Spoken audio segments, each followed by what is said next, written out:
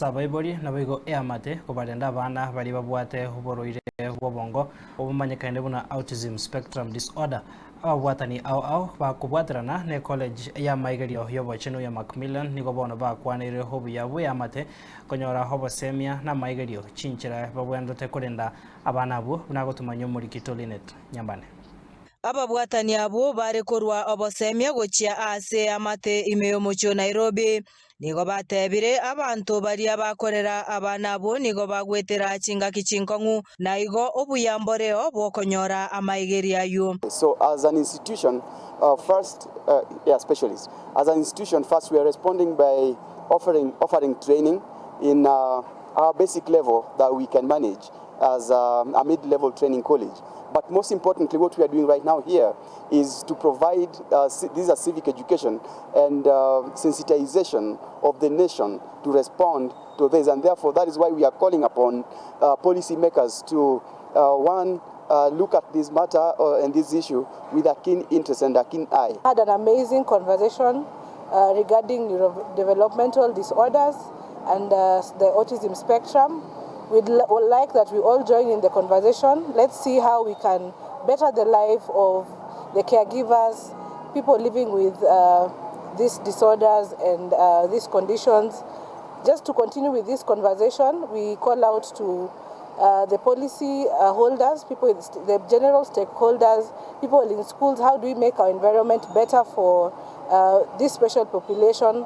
How are we coming in as churches to make the environment better for this special population? So we'd not just like that this conversation ends here, but we'd like us to take it outside there and see on the best way to improve the life of this special population. Neli bosire oyure omunyagitari bw'abangina nigatebire OBORWAIRE obuti bwena korende amate nigegosomigwa chinchira chokomenya n'abana abo. Know that autism spectrum disorder is not a disease you aim to cure, because it's not a disease.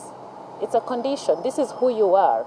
So I think the first issue is for us to get out of the space where we look at them as if they are not value adding because they have a condition. You'd be surprised that some of the world's most renowned scientists, performers, artists are actually having autism spectrum disorder.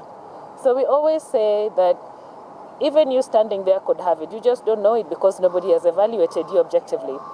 We get to live with what we have.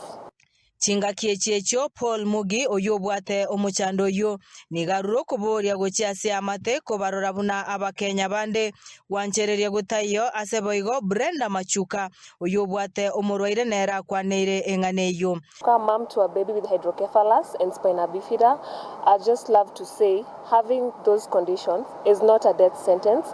The child can live a normal life, and you as the parent or the caregiver help them to reach their full potential by loving them and providing the medical care they need.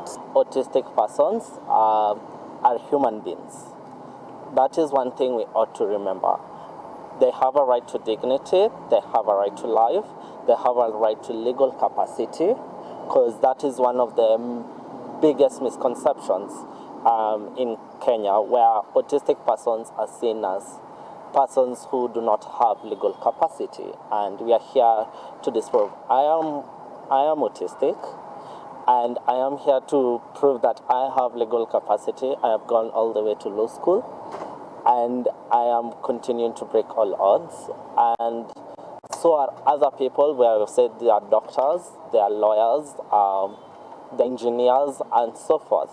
So, and we are considered as human beings first, before we are considered as autistic persons. Nigobono baruro kubore gochiase serikali kwene kiango sirere ababwate omuchando yo. And data that's stuck on my head is that over 52 million children live with this condition, and that 95% are living in countries with low income.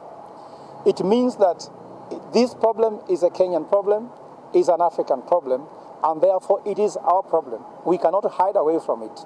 Gorpateria en Soko TV korwa ase omucho Nairobi irietariane Linet Nyambane. Todos que